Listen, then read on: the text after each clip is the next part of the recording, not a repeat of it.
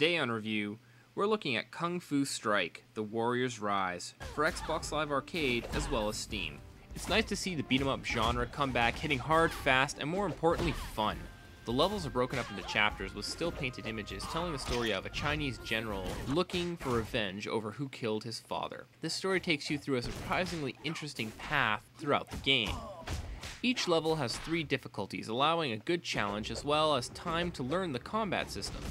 The genius is that as you complete each difficulty level, you are rewarded with a different set of moves to add to your combat arsenal. This means that you start on easy, go forward a few levels, upgrade, then go back and restart and get better moves until you get to the end. This progression is a blessing with pacing because you are given time to learn newly acquired moves on lower level characters, then master them before taking on the harder opponents. The combat has a very nice fluidity to it as you jump, slide, and kick your way around the levels. The objective is to keep your attack up while blocking accordingly in order to charge up your much stronger chi attack. The chi attack is a very gratifying thing to unleash as it can break through almost any enemy or boss's guard. There are even portions of the game in which you race to get your chi up fast enough to break a boss's guard before he unleashes a virtually undodgeable attack on you. Your health is forgiving as well, though not by much. Say you are down to a sliver of health, if you run around the edge of the arena for a while, it will refill up to a preset point. A small point, that is, usually only enough to make a small attack or take a small attack. The menus are really straightforward and easy to understand. You are given the option at the level selection screen to purchase new moves or level-specific power-ups. A nice touch is that there is a YouTube-sized video of the moves on the right-hand side of the screen. This gives you the ability to customize your moveset to your playstyle as well as see the move before you purchase it. Though the levels are small, they are full of detail and have a brushwork style that makes the game look a lot as if it were painted on the screen. The style is even more emphasized on screen during your power moves. There are 2 major level types, arena and side-scrolling.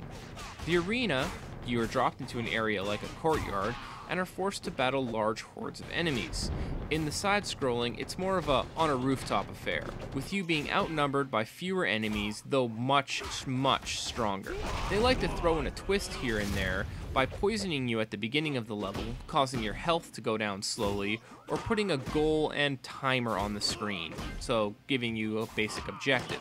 The music is upbeat and energetic, but the sound effects are where it's at. There's a variety of kung fu anime movie noises thrown out all over the place.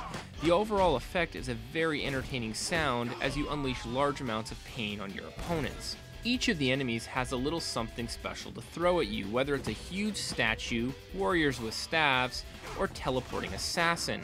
Each has its own unique flavor and challenge. The introduction to each is fair, and the game does reward you with checkpointing and levels, so if you get hit with an enemy combo and only have a small portion of health left on the last 2 bosses, the game returns you there as opposed to the beginning of the level. Each of the enemy types alone are easy enough to beat, but there are certain combos that can be quite difficult. There is no online multiplayer. Instead, it's all couch co-op, a callback to the good old days of beat-em-ups. You are given 4 different types of multiplayer games. Play through the co-op campaign with a buddy, versus him in a beat-em-up arena, or versus him in a side-scrolling arena, or versus him with the addition of AI opponents. This last one I'll explain a little bit more.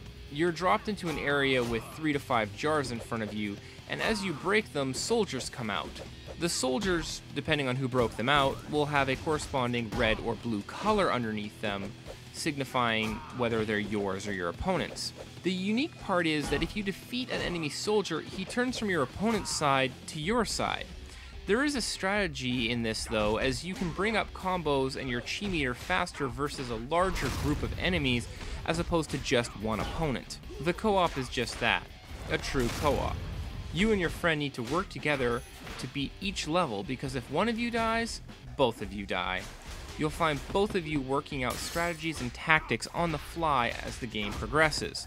There is an opportunity for a lot of high fives and fist bumps due to this. The game is loads of fun whether you're playing with a buddy or by yourself, and warrants the $10 to $15 price tag, giving you hours upon hours of fun. I'm hoping for more single-player DLC and maybe some online multiplayer in the future, but as for now, the game is an amazing find. I give the game a 5 out of 5.